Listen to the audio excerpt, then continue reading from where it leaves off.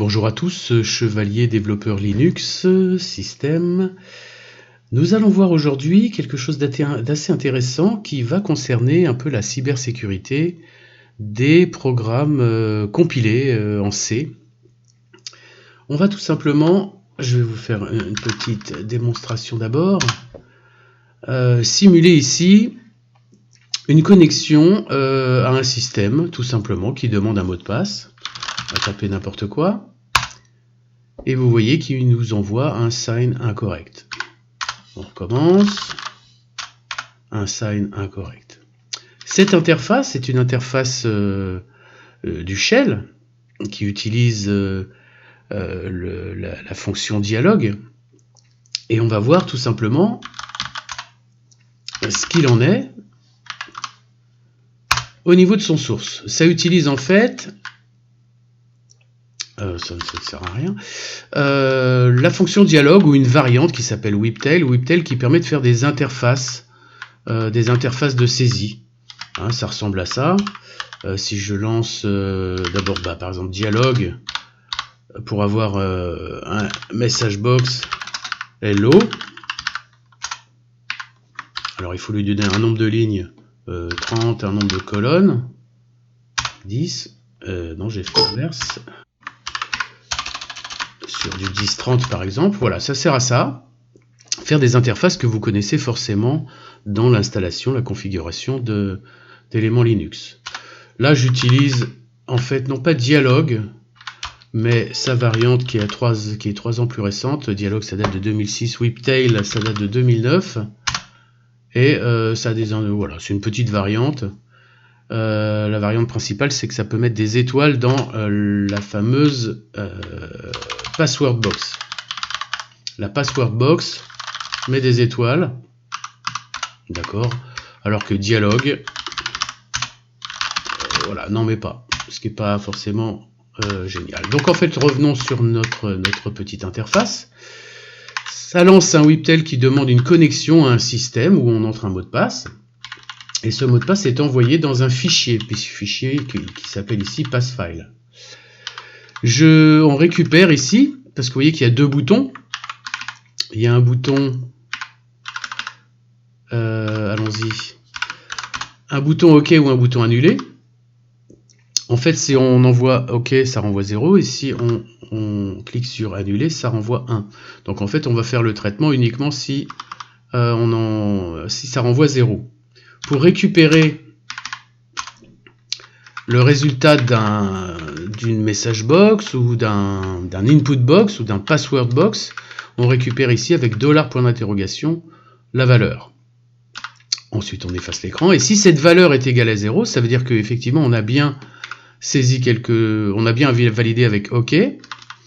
On va récupérer ce qui a été saisi avec un cat passfile qu'on englobe ici pour récupérer ça dans la variable qui s'appelle pass. Et si il y a quelque chose qui a été saisi, si c'est différent d'une chaîne vide, alors vous voyez que ça utilise un truc qui s'appelle sign, qui semble être un exécutable, en passant en paramètre le mot de passe. D'accord. Alors regardons ce que fait ce truc sign. Ça fait quoi sign? Tiens, quelle étrangeté. Sign toto, sign incorrect, sign TT, sign incorrect, ou sign tout seul. Je tape quelque chose, sign incorrect. Aha. Donc le but, ça va être d'essayer de voir ce que fait cet exécutable sign. Où est-ce qu'il est? Where is sign?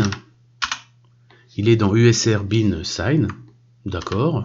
Est-ce qu'il y a un manuel pour ce sign? Que fait cet exécutable sign? Bah, ça fait tout simplement login to OSG sign avec un password. Ça essaye de se connecter avec le clavier standard, ou alors si on met en paramètre, ça essaie de se connecter avec le mot de passe, et il y a comme option -h, ok.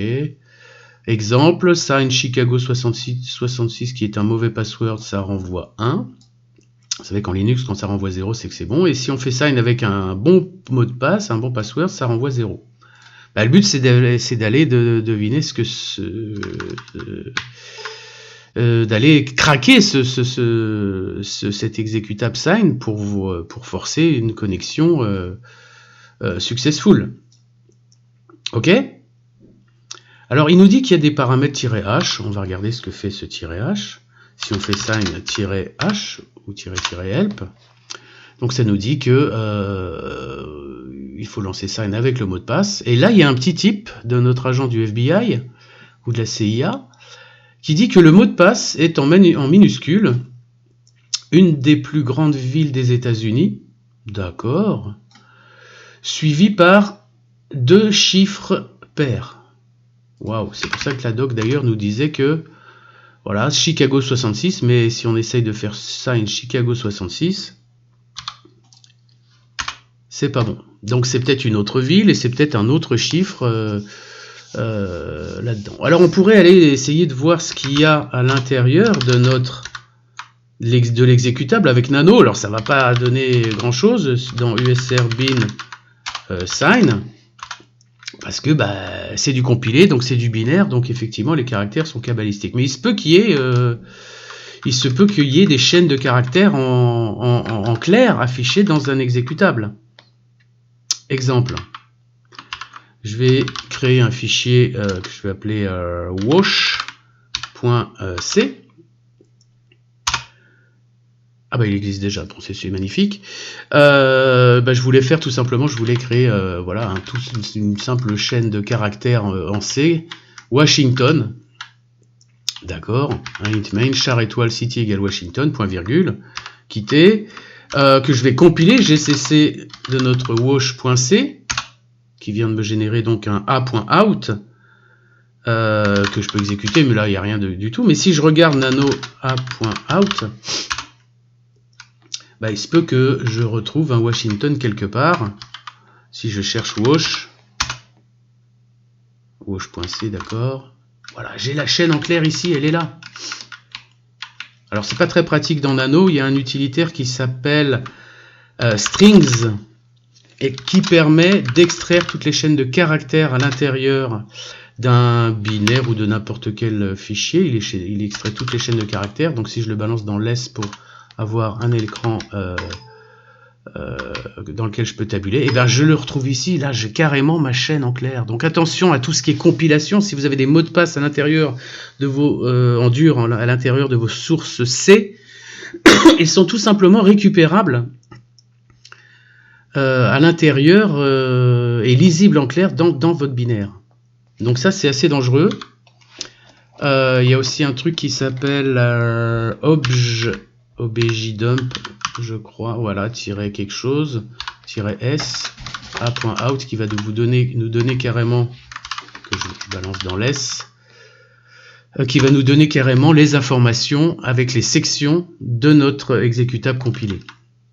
Et il y a 2 sections qui peuvent être intéressantes pour fouiller un petit peu ce qu'il y a dans n'importe quel exécutable compilé en C. Une section raw data qu'on va trouver quelque part. Si on descend encore un petit peu, texte, vous voyez que là il n'y a rien. Frame, tac, tac, tac, on descend encore. Data, on va retrouver data, qui est intéressant ici. Là il n'y a rien, mais je pense qu'il y a un raw data, raw data, qu'on va retrouver quelque part, qui est plus haut. Je l'ai passé tout bêtement. On regarde. Alors je l'ai pas. Comment se fait-ce? Din, je retourne. Ah. On va faire un grep de raw data. Non, raw qui s'écrit comme ça. Ah, il y a bien un contenu raw data. Donc si je fais un... Alors je vais balancer ça dans un résultat. Je vais éditer ce résultat. Je vais faire CTRL W pour rechercher avec Nano mon raw data. Et là, voilà, elle était là. C'était à la ligne 111. Et là aussi, on retrouve notre chaîne en dur Washington. Donc, c'est pas parce qu'un source C est compilé que les chaînes de caractères qui sont comprises à l'intérieur sont cachées. D'où l'astuce d'utiliser du cryptage, éventuellement de nos chaînes de caractères. Vous avez vu dans une de mes vidéos précédentes comment utiliser par exemple la fonction SHA-256 pour crypter n'importe quelle chaîne. Donc j'ai fait un petit exé qui s'appelle Chaz, qui permet de crypter une chaîne de caractères. si je veux crypter et voir en fait le SHA-256 de Washington, c'est ces chaînes de caractères là qui va être beaucoup plus compliqué à détecter. Vous voyez? Si je réédite mon wash.c, au lieu de mettre la ville ici en dur, rien ne m'empêche, voilà, de hacher ma chaîne et de comparer avec autre chose. Ok? Et là, effectivement, si on recompile notre wash.c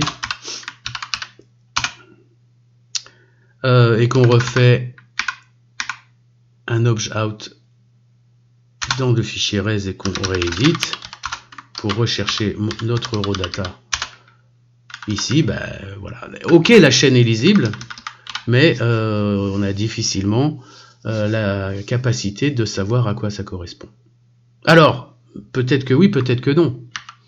Il existe des sites sur Internet qui permettent de, à partir du SHA-1 ou d'une chaîne cryptée, de retrouver, parce que c'est des bases de données énormes, à quoi ça correspond. Donc on va vérifier avec Google, avec par exemple Elinks, qui est un navigateur texte, puisqu'on est dans mode console. Donc on va aller sur google.fr pour chercher, pourquoi pas, je colle ici, ma chaîne qui commence par 1865, etc. Blabla, mon raw data. Et horreur, horreur, malheur, il y a bien effectivement un site ici qui s'appelle hashtoolkit.com, il y en a un autre perturb.org, etc. Bah, je vais aller sur celui-là, et là ça nous indique bien que ce sont les hashes pour le mot Washington, parce que c'est un mot du dictionnaire, c'est un mot... voilà, donc en fait c'est facile, quand on retrouve une chaîne de caractères, même si elle est en SHA-256 à l'intérieur d'un exécutable, de retrouver la source correspondante. Horreur, malheur. Alors on va essayer quand même. On va justement essayer de faire un objet de notre utilitaire sign, usr bin sign, pour voir dans le résultat ce qu'il y a. On va éditer ça. Non, res. Et on va fouiller à l'intérieur pour voir dans raw data ce qu'il peut y avoir. Voilà, on a les chaînes en dur. Tac, tac, tac, tac, tac, avec le type, vous voyez. Ok. Sinon, si on cherche point data. Waouh. On a bien, et c'est effectivement le créateur de cet utilitaire a bien utilisé le cryptage des chaînes de caractères. Parce qu'on dirait que c'est du SHA-256 à l'intérieur de ce truc-là. Alors si on essaie de faire ça avec strings, qu'on a vu tout à l'heure, qui extrait les chaînes de caractères, et qu'on édite ces chaînes de caractères, elles sont là. Voilà, on dirait effectivement que ça, ce sont des chaînes de caractères. On va en prendre une au hasard.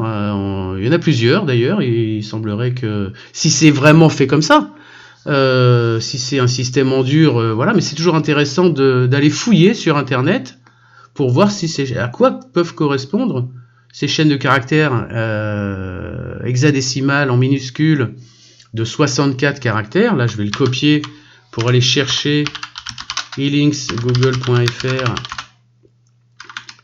cette chaîne de caractères, si elle est connue sur Internet, et là, elle n'est pas connue. D'accord. Donc, effectivement, une ville avec 2 chiffres pairs derrière, c'est sûr que... voilà, d'où l'importance, quand vous créez des mots de passe, de ne pas mettre des prénoms, des mots, voilà, mais c'est pour ça que tous les systèmes maintenant vous demandent de créer un mot de passe avec des chiffres, des lettres, des caractères, puisque c'est très peu probable que les bases de données aient calculé tous les SHA-256 de tous les mots de passe possibles avec ces éléments-là. Mais imaginons, puisque là on a beaucoup d'informations sur ce sign en -L, parce qu'il nous dit, notre agent du FBI, que le mot de passe est une des plus grandes villes des États-Unis avec 2 chiffres derrière. Donc ça c'est super. Donc il suffirait de se procurer, on cherche sur Google, etc., un fichier un fichier dictionnaire. C'est comme ça que font les hackers pour tester toutes les combinaisons possibles de mots de passe. Ils utilisent des dictionnaires de mots. Là, j'ai déjà un fichier que j'ai appelé City, où on a tout simplement combien il y en a, 30 plus grandes villes des États-Unis que j'ai mis en minuscules. J'ai enlevé les espaces, les accents, etc. Et on va tester tout ça. On va essayer de balancer à l'exécutable sign ces villes. Alors dans un shell, hein, on va tester ça avec, on va l'appeler city.sh. On va faire tout simplement une boucle de tous les mots, hein, tous les mots qui sont présents dans le fichier city. Et on va faire quoi avec tous ces mots-là? On va faire un petit print tout simplement, un écho de test de Word. Word étant la variable Word, chacun des mots du fichier, de chacune des lignes du fichier city. Essayons notre city.sh qu'on peut lancer comme ça. Voilà, c'est ça qui va être intéressant. Ok? Mais pour chacune de ces villes, il faut tester toutes les combinaisons des séquences de deux chiffres qui vont de 10 à 99. D'accord? Enfin, même à 98. Et puis, en fait, on veut que les chiffres pairs, hein, puisque c'est indiqué dans l'indice de l'agent du FBI. Et un sec 10 de 98 va faire tout simplement la séquence de ces éléments-là. Ok? Donc, on va éditer notre fichier city.sh, qui est notre fichier de test. City.sh. Hein, et notre boucle, ça va être for, on va l'appeler num, in, toc toc. Ce que renvoie là, c'est la fonction séquence, l'instruction séquence de 10, tous les de 2 en 2 jusqu'à 98. D'accord? Où on va, nous donne, faire un écho de test. Il va falloir les imbriquer, évidemment, ces deux boucles for, et non pas que là, elles sont séquentielles. Donc là, il va faire toutes les villes, et après tous les numéros, mais je veux que tous les numéros soient faits à pour chacune des villes, parce que sinon, évidemment, si je fais un city.sh ici, je vais avoir le test de toutes les villes, d'accord, et ensuite le test de tous les numéros, mais c'est pas ça que je veux, vous voyez? On veut pour chaque ville, donc on va prendre CTRL-K, CTRL-K, CTRL-K, CTRL-K pour effacer toutes ces lignes, et les mettre CTRL-U à l'intérieur de ça, on va les indenter, échappe A, échappe voilà, tabulation, pardon, échappe A, voilà. Et notre test, ça va être tout simplement le test de la concaténation du mot, c'est-à-dire de la ville, et du numéro. On va rajouter 3 petits points. Pour voir, on essaye ça, city.sh. Et voilà, et là en fait on a préparé en fait notre petit utilitaire qui va pour chacune des villes faire toutes les combinaisons possibles avec tous les deux chiffres pairs, tous les nombres pairs à deux chiffres qui suivent. Alors il y en a pas mal, hein, vous voyez, c'est pour ça que les hackers utilisent du shell, des scripts pour effectuer ce type d'action. Hein, combien il y en a d'ailleurs si on compte le résultat de la sortie de ce truc-là, avec word count, hein, il y a 1350 combinaisons avec nos 30 villes et les combinaisons de tous les chiffres pairs de 10 à 98. Ok?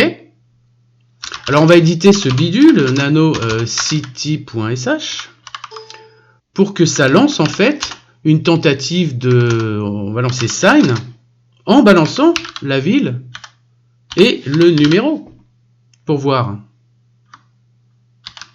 Regardons ce que ça fait. Ah, vous voyez qu'il y a du vert qui est passé.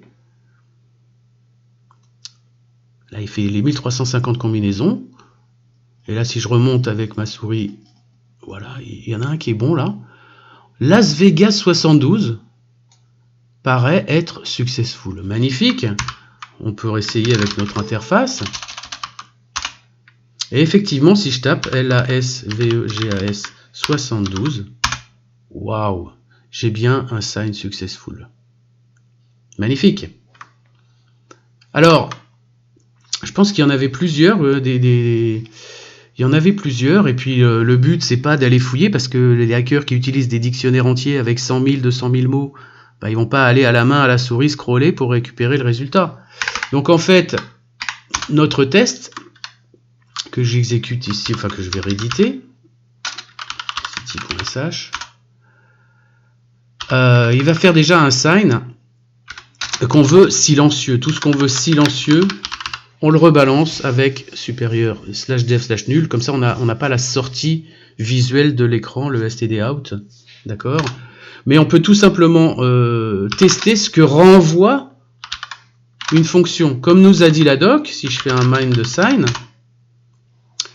on voit que la doc renvoie 0 si c'est bon et 1 si c'est pas bon. Magnifique.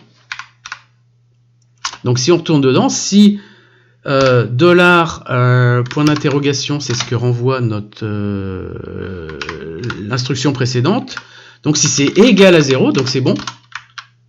Dans ce cas-là, on va faire quelque chose. If. Et bien là, on va dire que echo, on va tout simplement afficher word, la variable word et la variable num qui correspond au mot de passe de la concaténation de la ville et du numéro qui va bien. Ok, du coup on n'a plus besoin de ce machin là, on n'a pas besoin d'afficher test 2, on affiche en fait, on va afficher ok pour chacune des combinaisons qui sont correctes. S'il y en a plusieurs, allons voir. Ok. Et bien on y va, on va lancer le bidule, city.sh. Qu'est-ce qu'il y a qui va pas dans don, to don, ven, c'est pas if, c'est fi c'est l'inverse du if, c'est la fin du if, c'est pas, voilà. On fait pas n'importe quoi. Et là, waouh, la chance. Sur chacune des 1350 combinaisons testées, à chaque fois qu'il y en a une qui est bonne, et ben on y va nous l'afficher. Tout simplement. Donc tout cela, c'est censé être des mots de passe qui fonctionnent. Je prends ici Austin 14. Pour retester avec mon interface. Coller. C'est bon.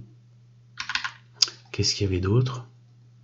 Alors, vous voyez que ça s'affiche à l'écran, mais on aurait pu mettre ça dans un fichier. Je vais rééditer mon city.sh. Un fichier ici que je vais appeler good. Donc je vais faire un touch good qui crée un fichier vide. Et là, à chaque fois que c'est bon, je vais afficher le word et le num, word et num, et rediriger ça dans good avec le double chevron qui ajoute une nouvelle ligne dans le fichier good, qui suffira à la fin, cat good, d'afficher. On essaye ça. On va le lancer avec time d'ailleurs, ça peut être sympa. Notre city.sh qui permet de chronométrer le temps que ça va mettre à la fin. Permission non accordée. Oui, parce que là je le lance comme ça, voilà. Donc là c'est séquentiel, mais on pourrait imaginer, et c'est ce que font les hackers quand ils ont pris possession à distance d'une machine, c'est qu'ils vont la dédier et lancer des process de ce type-là, de type zombie, enfin pas zombie, c'est pas des process zombies, mais des process démons qui vont tourner à l'insu du propriétaire des machines et revenir quelques jours après pour aller vérifier ce qui s'est passé.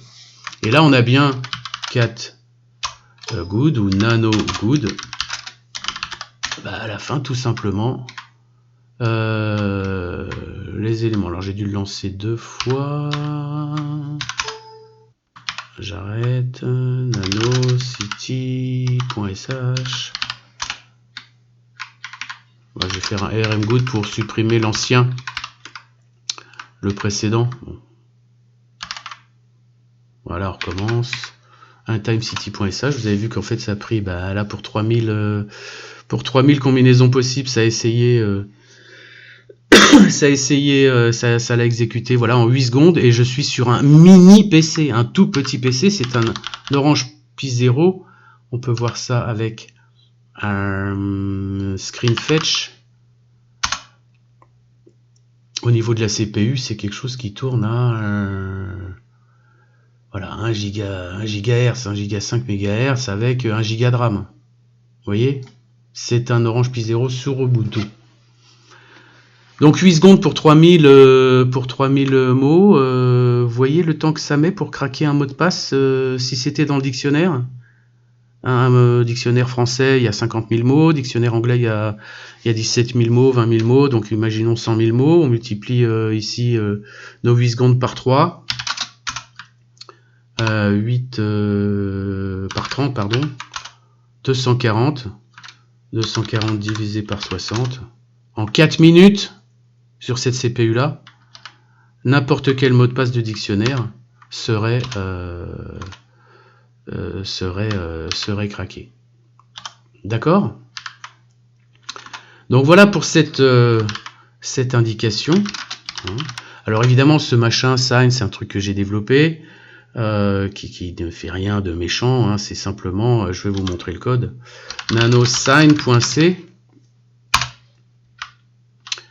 Et effectivement, la révélation, on a bien ici une sorte de tableau qui s'appelle passe avec, on dirait que c'est le SHA-256 de chacun des mots de passe qui sont effectivement en dur et suffisamment complexes, entre guillemets, c'est pas véritablement ultra complexe, mais suffisamment complexe pour que les SHA-256 ne se retrouvent pas sur Internet, d'accord. Ensuite, voilà, là il y a une petite fonction chase qui permet de... En fait, on va hacher ce qui est saisi et le comparer avec les chaînes qui sont déjà hachées. Si c'est les mêmes, c'est que la source, statistiquement, est la même et que les mots de passe sont les mêmes. Donc s'il y a un paramètre, ici on regarde, si c'est -h ou -help, ça affiche l'usage, ok. Sinon, ça prend pour tous les autres paramètres, ça prend le mot de passe, ça prend l'input du premier argument. Ok. Et si on n'a pas de paramètres, ça demande la saisie au clavier avec un fgets du stdin sur un nombre de caractères maximum. Voilà la petite astuce pour virer le retour à la ligne de la touche entrée. Et si on a un input, on va tester tout ça sur tous les nombres de mots de passe qui sont dans le fichier. Et vous voyez qu'on crypte l'input avec chase et on compare avec le mot de passe correspondant à tester, les 8. Et si c'est égal à 0, c'est que c'est pareil. Donc ça effectivement et affiche print sign successful avec ici anti/e crochet de 92M. C'est le petit code de terminal pour afficher en vert. Et ça renvoie bien un 0. Alors que si c'est pas bon, à la fin de toute la boucle, ça renvoie bien, ça affiche le login incorrect en rouge et ça renvoie 1. Là, le return 0 s'arrête. Voilà. Ok. Alors, petite astuce aussi, quand je fais MindSign, je dis, ouais, tiens, ça c'est une page du manuel Linux, mais comment on fait sa propre page Linux comme ça, qu'on peut incorporer dans un système pour n'importe quoi que vous voulez développer vous-même? En fait, pour ça, je vais appeler quoi, doc. Voilà, il faut écrire un fichier texte avec une syntaxe qui ressemble à ça, avec paragraphe, c'est du markdown, donc d'où l'extension MD, des petites infos de copyright, etc. Name, synopsis, avec en gras c'est les doubles étoiles, tac tac tac, donc il y a name, synopsis, option, exemple, donc on se balance et il faut en fait transformer ce fichier, donc avec un outil qui s'appelle pandoc. Alors j'ai un fichier d'install qu'on va regarder tout de suite, install.sh. Donc là, après avoir recompilé sign.c dans USR binsign avec les librairies SSL et crypto, je fais un pandoc de mon fichier doc que je veux transformer en page de manuel Linux au format man dans un fichier d'output qui s'appelle sign.1. D'accord. Regardons la tronche de ce sign.1. Alors il n'est pas là, parce que je le déplace au bon endroit justement. Donc ensuite il faut déplacer ce fichier sign.1 à un endroit précis de la documentation du système local. Donc là c'est dans USR local man qu'on crée un dossier qui s'appelle man1. Je déplace ce sign1 dans USR local man1. Alors je vais vous simplement montrer quand même la tronche que ça a.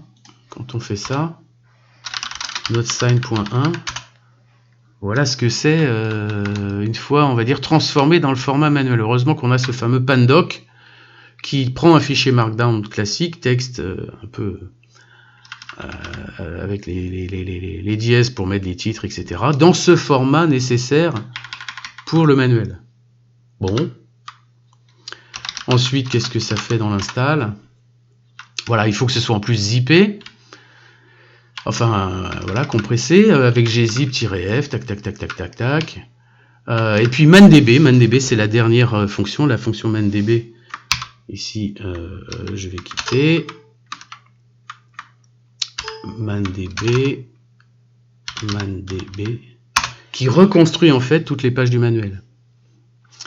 Non seulement toutes les fonctions du manuel de Linux, mais aussi vos propres pages de manuel de vos propres exécutables.